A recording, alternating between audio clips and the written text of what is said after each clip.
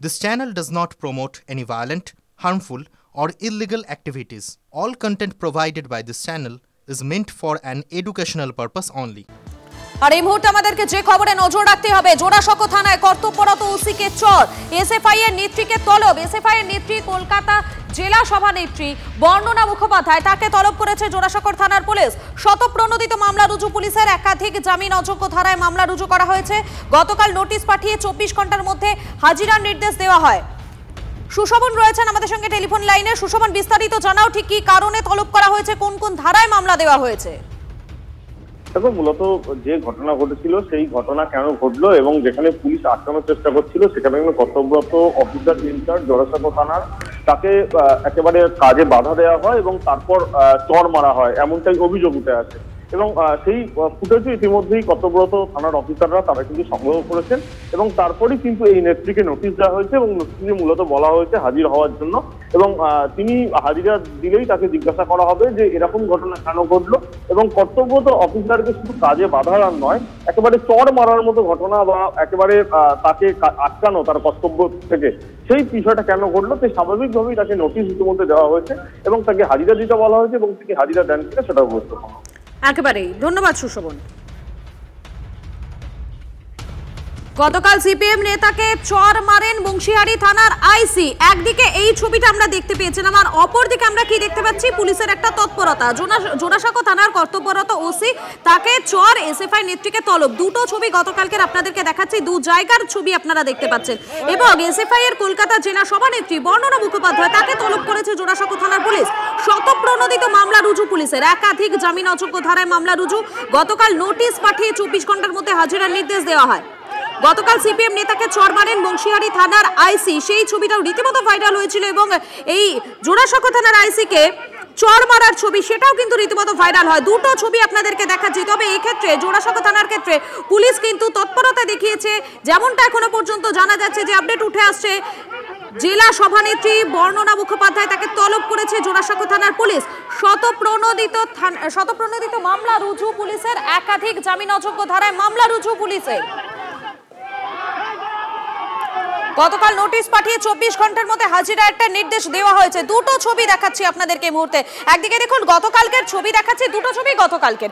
একদিকে শতরূপ ঘোষ সিপিএম নেতা এই মুহূর্তে আমাদের সঙ্গে টেলিফোন লাইনে রয়েছেন, আপনাকে স্বাগত টিভি9 বাংলায়। দেখুন, আমরা গতকালকে দুটো ছবি দেখতে পেয়েছি। একদিকে দেখা গিয়েছে এসএফআই সিপিএম নেতা তাকে চর মেরেছেন আইসি, আর অপরদিকে দেখা গিয়েছে আরো একটি ছবি যেখানে দেখা যাচ্ছে কর্তব্যরত জোড়াসাঁকো থানার কর্তব্যরত ওসিকে চর এসএফআই নেত্রীর। এবং সেক্ষেত্রে আমরা দেখতে পেলাম পুলিশের তৎপরতা, এসএফআই এর নেত্রী তাকে আজ তলব করা হয়েছে, 24 ঘন্টার মধ্যে হাজিরার নির্দেশ দেওয়া হয়েছে। আপনার প্রতিক্রিয়া? দেখুন, এইটুকু বলতে পারি, বর্ণনা আর যাই করুক, এসএসকেএম হাসপাতালে গিয়ে ওয়ার্ডে পেশেন্ট সেজে ভর্তি হয়ে যাবে না তলব এড়ানোর জন্য। ওসব অনেক মামলা আমরা দেখেছি, অনেক তলব দেখেছি। যাওয়ার দরকার হলে মাথা উঁচু করে যাবে, মাথা উঁচু করে নিজের বাড়ি ফিরবে, নিজের লড়াই নিজের মিছিলে ফিরবে। আর পুলিশের এই যে ভূমিকার কথা বলছেন, কোথাও ওরা নিজেরা চড় খাবে আর তারপর অন্য জায়গায় কি অন্য লোককে চড় মেরে তারপরে আবার বুক ফুলিয়ে ঘুরে বেড়াবে। পুলিশের এই চরিত্র আমরা দেখছি। অনুব্রত মন্ডল ফোন করে মাকে নিয়ে বউকে নিয়ে নোংরা কথা বলার পরে অনুব্রতের বিরুদ্ধে কিছু বলার থাকে না, আর ধর্মঘট ভাঙতে গিয়ে সাধারণ মানুষকে চড় মারে, কোথাও আবার নিজে একজন ছাত্রনেত্রীর কাছে চড় খেয়েছে বলে কাঁদনে জুড়ে দেয়। সুতরাং পুলিশের কথা যত কম বলা যায় তত ভালো। বর্ণনা লড়াই আছে, লড়াইয়ে থাকবে, মাথা উঁচু করে যাবে, মাথা উঁচু করে চলে আসবে। ও ওই অনুব্রত আর মদন মিত্র আর পার্থ চ্যাটার্জির মতো পেশেন্ট সেজে হাসপাতালে আশ্রয় নেবে না।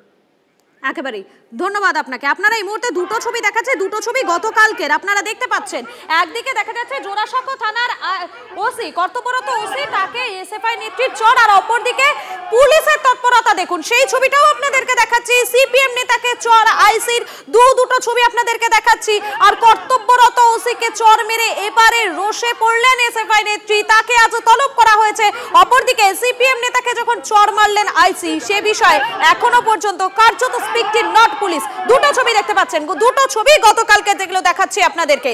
এবং এসএফআই এর কলকাতা জেলা সভানেত্রী বর্ণনা মুখোপাধ্যায়, তাকে তলব জোড়াসাঁকো থানার পুলিশের। শতপ্রণোদিত মামলা রুজু পুলিশের, একাধিক জামিন অযোগ্য ধারায় মামলা রুজু করা হয়েছে। গতকাল নোটিশ পাঠিয়ে 24 ঘন্টার মধ্যে হাজিরার নির্দেশ। এবং গতকালকে যখন এই ছবির পরিপ্রেক্ষিতে পরিপ্রেক্ষিতে যখন তাকে হাজিরার কথা বলানো হচ্ছে, ঠিক তখনই গতকাল সিপিএম নেতাকে চড় মারেন বংশীহারি থানার আইসি। যদিও সেই ঘটনায় এখনো পর্যন্ত কিন্তু কিছু জানা যাচ্ছে না।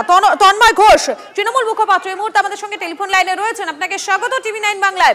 গতকালকে আমরা দুটো ছবি দেখতে পেয়েছি, একদিকে সিপিএম নেতাকে চড় আইসির, আর অপরদিকে কর্তব্যরত ওসিকে চড় এসএফআই নেত্রীর। এবং সেক্ষেত্রে অর্থাৎ এই জোড়াসাঁকো থানার ঘটনার ক্ষেত্রে পুলিশের তৎপরতাটা আমরা লক্ষ্য করতে পেলাম। পুলিশ তড়িঘড়ি নোটিশ পাঠালো এবং এসএফআই নেত্রী তাকে হাজিরার নির্দেশ দেওয়া হলো। কিন্তু এই যে সিপিএম নেতাকে চড়ের ঘটনা আইসির, সে বিষয়ে কিন্তু পুলিশের কোনো রকম কোনো প্রতিক্রিয়াই এখনো পর্যন্ত পাওয়া যায়নি। না, এই পুরো বিষয়টা প্রশাসনিক এবং এই রাজনৈতিক সংস্কৃতিটা নিশ্চিতভাবে কাম্য নয়, সেটা যে দলের পক্ষ থেকেই হোক। প্রশাসনের মতো কাজ করে। ভারতীয় সংবিধান অনুযায়ী প্রত্যেকের যে ভূমিকা সেটা আলাদা করে বলে দেওয়া হচ্ছে। সুতরাং এইভাবে পুলিশ প্রশাসন যারা কাজ করছে আইন শৃঙ্খলা রক্ষার জন্য, তাদেরকে চড় মারা এটা কোনো একটা সভ্য সংস্কৃতির মধ্যে পড়ে না। সেটা আমাদের দলের পক্ষ থেকে যেটা হয়েছে সেটার আমরা নিন্দা জানিয়েছি। কিন্তু প্রশাসনিকভাবে যে ব্যবস্থা নেওয়ার সেটা নিশ্চয়ই পুলিশ প্রশাসন নেবে।